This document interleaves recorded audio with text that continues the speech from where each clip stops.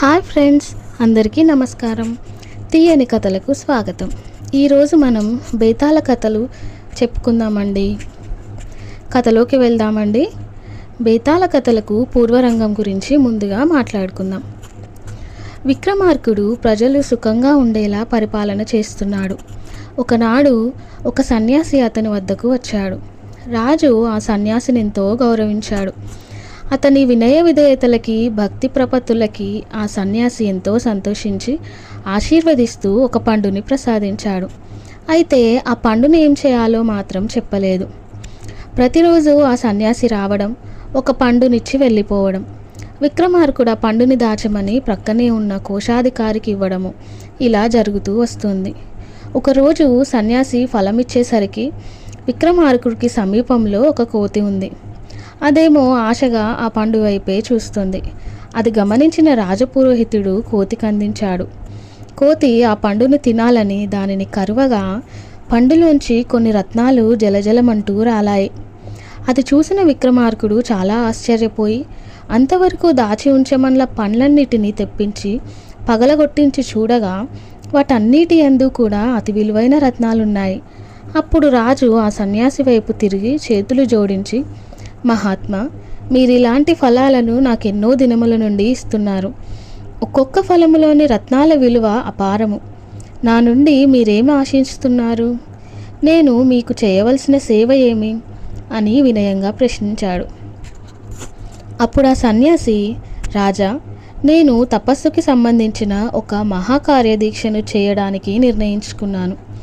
అది సక్రమంగా నెరవేరాలంటే నాకు నీ వంటి సాహసము, ఔదార్యము, విక్రమము కలవాని అవసరం ఎంతో ఉన్నది. నీ నుండి ఆ సహాయమును కోరుకొనుటకే ఇలా చేశాను అన్నాడు. నేను చేయవలసిన పని ఏమిటి అడిగాడు విక్రమాదిత్యుడు. రాబోవు బహుళపక్షమి నాటి అమావాస్య రాత్రి నేను తపస్సు చేసే చోటుకి ఆయుధములు మాత్రమే కలిగి ఉండి ఒంటరిగా రావాలి. వచ్చి అడిగాడు విక్రమార్కుడు. అక్కడికి కొన్ని ఆమడల దూరంలో, ఆమడంటే 8 మైళ్ళు, ఒక మర్రి చెట్టు ఉంటుంది. ఆ మర్రి చెట్టు కొమ్మకి ఒక శవం వేలాడుతూ ఉంటుంది. ఆ శవ శరీరమును నేను తపస్సు చేసే చోటుకు తేవాలి అన్నాడు సన్యాసి. అలాగే అంగీకరించాడు విక్రమార్కుడు. మరి నేను రావాల్సిన ప్రదేశం అడిగాడు. నేను తపస్సు చేసే స్థలం చేరుకుందుకు గుర్తులు చెప్తాను. జాగ్రత్తగా విని గుర్తుంచుకో అంటూ ఆ ప్రదేశం చేరడానికి మార్గం, గుర్తులు చెప్పి వెళ్ళిపోయాడు సన్యాసి. బహుళపక్షము అమావాస్య రానే వచ్చింది. ఆ రాత్రి విక్రమార్కుడు కత్తి పట్టుకుని ఒంటరిగా బయలుదేరి సన్యాసి తపస్సు చేసుకునే స్థలం చేరుకున్నాడు. ఆ మర్రి చెట్టు ఎక్కడుందో, నేనేం చేయాలో చెప్పండి అని అడిగాడు. విక్రమార్కుడిని చూస్తూనే చాలా ఆనందం పొందిన ఆ సన్యాసి ఇలా చెప్పాడు. ఇక్కడికి దక్షిణ దిక్కుగా నేను చెప్పిన వటవృక్షం ఉంది. దానికి వేలాడే శవాన్ని నువ్వు ఇక్కడికి తేవాలి. శవాన్ని మోసుకు వస్తున్నప్పుడు ఆ శవం నిన్ను పలకరిస్తుంది, మాట్లాడించబోతోంది. శవం మాట్లాడడమా? ఆశ్చర్యపోయాడు విక్రమార్కుడు. అది మామూలు శవం కాదు. ఆ చెట్టు మీద బేతాళుడు ఉంటాడు. నువ్వు శవాన్ని భుజానికి ఎత్తుకోగానే ఆ బేతాళుడు ఆ శవాన్ని ఆవహిస్తాడు. ఆ బేతాళుడు నిన్నేవేవో ప్రశ్నలు వేస్తాడు. వాడు పలకరించినా నువ్వు బదులు చెప్పకు. నువ్వు మాట్లాడావో, నోరు విప్పావో శవంలోని బేతాళుడు వెనక్కి పారిపోతారు. ఆ బేతాళుడే నా తపస్సుకి ఆటంకం కలుగజేస్తున్నాడు. వాడిని నెత్తిమీద పెట్టుకొని నిశ్శబ్దంగా, మౌనంగా ఇక్కడికి తెచ్చావో ఇక నా కార్యానికి విఘ్నాలు కలిగించగల వారెవరూ ఉండరు. సరే అని మర్రి చెట్టు వైపు బయలుదేరాడు విక్రమాదిత్యుడు. చీకటి జడలు విరబోసుకున్న దయ్యాల్లా చెట్లు గాలికి ఊగుతూ, గుండెలు జలధరింపజేసేలా ఏవేవో పక్షుల కూతలు, జంతువుల అరుపులు వేటికి వెరవకుండా మర్రి చెట్టును చేరుకున్నాడు తను. అక్కడి వాతావరణం మరీ భయంకరంగా ఉంది. నేల మీద మానవ కపాలాలు, స్వేచ్ఛగా తిరుగాడుతున్న భయంకర సర్పాలు, ఎక్కడి నుంచో నక్కల ఊలలు, తోడేళ్ల అరుపులు, గుడ్లగూబల నవ్వులు. వీటిని లెక్క చేయకుండా మొలలో కత్తితో మర్రి చెట్టు వైపు చూశాడు రాజు. మర్రి చెట్టు మహావికృతంగా ఉంది. దాని కొమ్మకి శవం వేలాడుతోంది. అతను చెట్టెక్కాడు. శవానికి కట్టిన తాళ్ళన్నీ కత్తితో ఛేదించాడు. అంతే, ఆ తాళ్ళు తెగడమేమిటి? శవం మాట్లాడడం మొదలుపెట్టింది. దానిని పట్టుకోబోతే అది యథాస్థానానికి పోతుంది.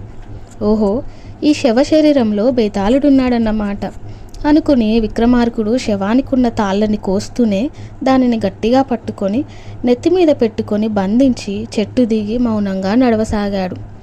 అప్పుడు రాజా పిలిచాడు బేతాళుడు శవంలోంచి. విక్రమార్కుడు పలకలేదు, మౌనంగా ఉండిపోయాడు. అయినా వదలలేదు బేతాళుడు. విక్రమార్క మహీపాల, నేను నీకు అలసట తెలియకుండాను, ఈ నిషీదిలో నడిచి నడిచి విసుగు రాకుండాను ఒక కథ చెబుతాను, సరేనా? అతడు అవునని కానీ కాదని కానీ ఏమీ అనకుండా నిశ్శబ్దంగా ఉండిపోయాడు. శవాన్ని మోసుకుంటూ నడవసాగాడు. మళ్ళీ బేతాళుడు అన్నాడు, కథ చెప్పాక నేను నిన్నొక ప్రశ్న వేస్తాను. ఆ ప్రశ్నకి నీకు సమాధానం తెలిసి కూడా చెప్పకపోయావో తక్షణమే నీ తల 1000 ముక్కలవుతుంది. కనుక జాగ్రత్తగా విను. కథ మొదలు పెడుతున్నాను. బేతాళుడు హెచ్చరిస్తున్నట్లే అని మొదట కథ చెప్పడం మొదలుపెట్టాడు. విక్రమార్కుడు నోరు మెదపకుండానే నడుస్తూ కథ వినసాగాడు. ఎవరు భర్త, ఎవరు సోదరుడు? రాజా, శోభావతి అనే పురముండేది. దానిని యశకేతుడనే రాజు పరిపాలించేవాడు. అతను దేవబ్రాహ్మణ భక్తి కలవాడు. అంతేకాకుండా గొప్ప రాజకీయవేత్త కూడా. తన వేగులో రహస్యముగా ఇతర దేశముల విషయములు తెలుసుకొనివారు. ఇతర దేశముల రహస్యములను సేకరించేవాడు. పనికొచ్చే సమాచారం తెచ్చిన వేగులకు చక్కని బహుమానాలన్నీ విరివిగా జీతాలని ఇచ్చేవాడు. మాకెప్పుడు ఈ రాజే కావాలని ప్రజలు కోరుకునే రీతిలో అతి చక్కగా ధర్మంగా రాజపాలన చేస్తుండేవాడు. ప్రజలు ఎంతో సంతోషంగా ఉండేవారు. ఆ నగరానికి బయట ఒక కాళికాలయం ఉండేది. ప్రతి సంవత్సరము ఆ దేవికి తప్పకుండా జాతర చేసేవారు. ఆ ఆలయంకి ఎదురుగా ఒక కోనేరుంది. జాతరని చూడడానికి వచ్చిన స్త్రీలు ఆ కోనేరులో స్నానం చేసి శుచిగా దేవిని ఆరాధించి వెళ్ళేవారు.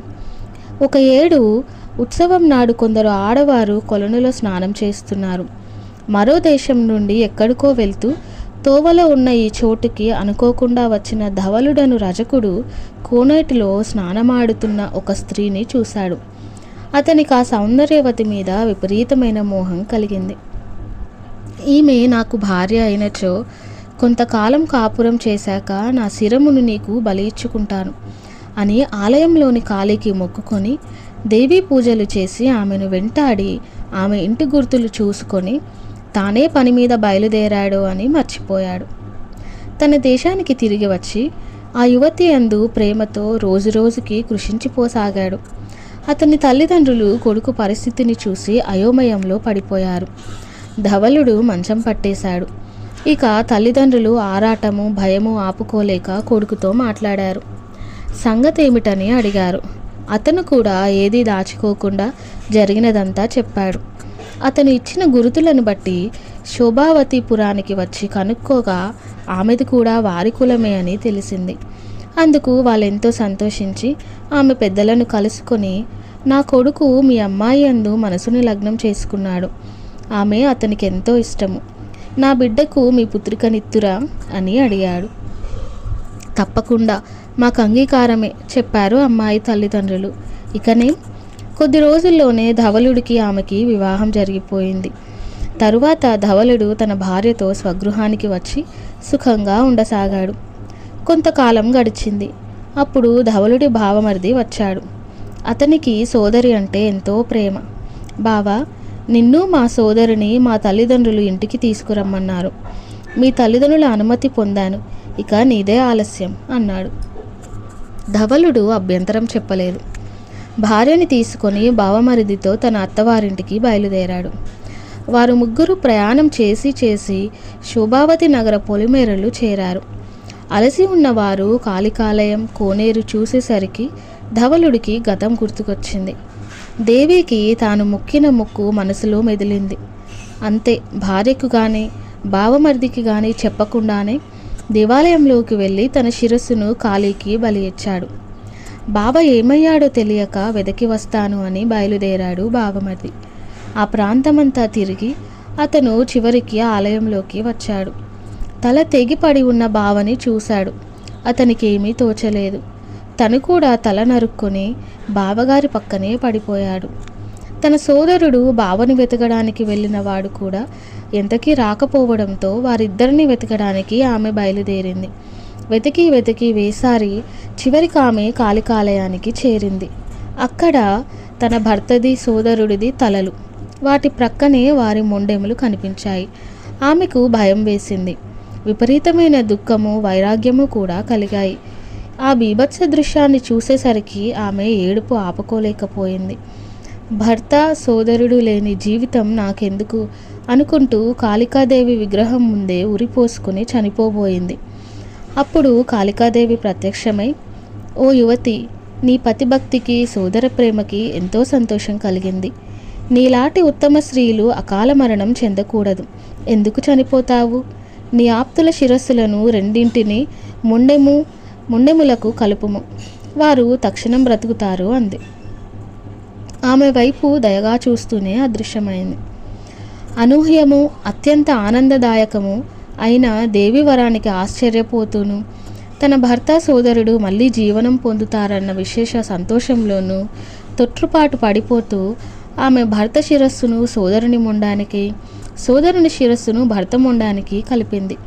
అపరితమైన ఆనందంలో కూడా కంగారు సహజమే కదా. వారిద్దరూ ప్రాణమొచ్చి లేచి కూర్చున్నారు. ఆమె వారిద్దరిని చూసింది. తన పొరపాటు తెలిసి వచ్చింది. తాను చేసిన తెలివి తక్కువ పనికి విచారిస్తూ ఏడవసాగింది.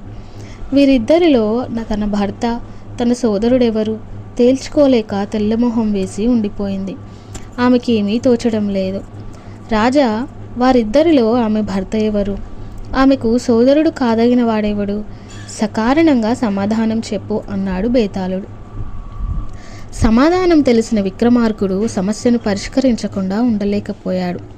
సర్వేంద్రియానం నయనం ప్రధానమని, సర్వేంద్రియానం శిరః ప్రధానమని పెద్దలు చెప్పిన న్యాయము, ధర్మము. నయనము, బుద్ధి ఉండేవి శిరస్సులోనే కనుక మనిషి గుర్తింపు అతని శిరభాగం బట్టే జరగడం సముచితం. కనుక పతి శిరస్సు కలవాడామెకు భర్త, రెండవ మగవాడామె సోదరుడు చెప్పాడు విక్రమాదిత్యుడు. బేతాళుడు అతని పరిష్కారాన్ని మెచ్చుకున్నాడు. కానీ విక్రమాదిత్యుడికి మౌనభంగమైంది. కనుక రాజు తలపై నుండి శవము, దాని ఎందలి బేతాళుడు మళ్ళీ వెళ్ళి చెట్టుకు వేలాడసాగారు. ఎవరు గొప్ప? విక్రమార్క, పూర్వం మల్లికాపురం అనే నగరం ఉండేది. దానిని శకటశృంగుడు అనే రాజు పాలించేవాడు. అతని వద్ద కార్పాటకుడనే సేవకుడుండేవాడు. కార్పాటకుడు అత్యంత విశ్వాసపాత్రుడైన సేవకుడు. అతను రాజును ఒక్క నిమిషమైనా విడిచిపెట్టేవాడు కాదు. రాజుని కంటికి రెప్పలా కాపాడుకునేవాడు. ఒకనాడు రాజు వేటకి బయలుదేరాడు. రాజుతో పాటు పరివారం కూడా బయలుదేరింది. రాజు అరణ్యంలో అనేక జంతువులని వేటాడాడు. అంతలో అతనికి ఒక అడవి పంది కనిపించింది. దానిని ఎలాగైనా వేటాడాలనుకుని వెంటపడ్డాడు రాజు. ఆ అడవి పంది తక్కడిది. రాజుకి కనబడినట్లే కనబడుతూ దొరకకుండా చాలా దూరం తీసుకుపోయింది. కార్పాటకుడు మాత్రం అతి కష్టం మీద ప్రభువును అనుసరిస్తున్నాడు. అడవిలో చాలా దూరం రాజుని తన వెంట పరిగెత్తించి అడవి పంది మరి అతనికి కనబడకుండా పోయింది. రాజక్కడ అలసిపోవలసి వచ్చింది. అది